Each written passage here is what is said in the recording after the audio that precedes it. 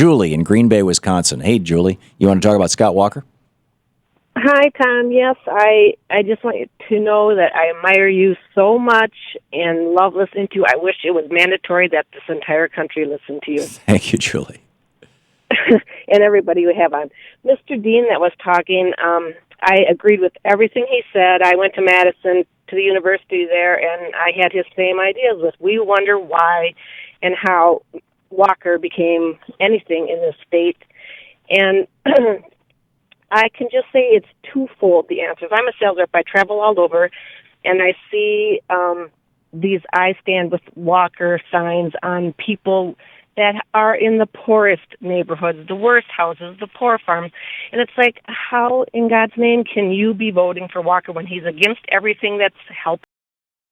Right. And one, it's because they watch Fox News. Well, exactly, ignorance. They don't get to hear people like you or hear, the more progressive side. All they hear is Fox News because that's all on in any of the buildings you go to, our newspapers. That's all they hear.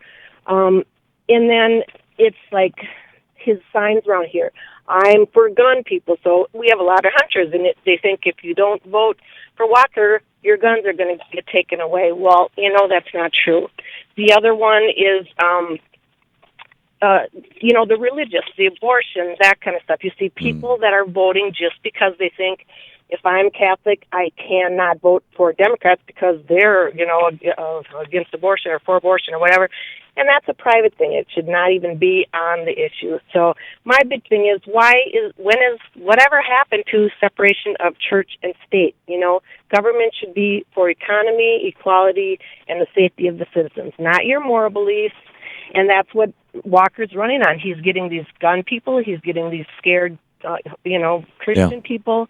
And that's how he's getting all his votes. The separation of church and state started really eroding significantly in the 1980s during the Reagan administration. And in part, it was because the guy that George Herbert Walker Bush, Vice President of the United States, had brought into, not formally into the administration, but into the political process, who was the official liaison for the George H.W. Bush presidential campaign in what year would that be? 1988, right? Yeah. It was George W. Bush. And George W. Bush had deep connections in this fundamentalist Christian community and brought them in. And that's when we started seeing during the Reagan administration all this money. I'm talking about hundreds of millions of dollars, taxpayer dollars, being turned over to churches, to private right-wing fundamentalist churches. Jerry Falwell, Pat Robertson's group, a lot of these mega churches, and the Republican Party and the right wing of the Protestant evangelical movement sort of fused together during the first Bush, during the Reagan administration, the first Bush administration, and they've been since Bill Clinton continued it. So, Julie, thank you for the call.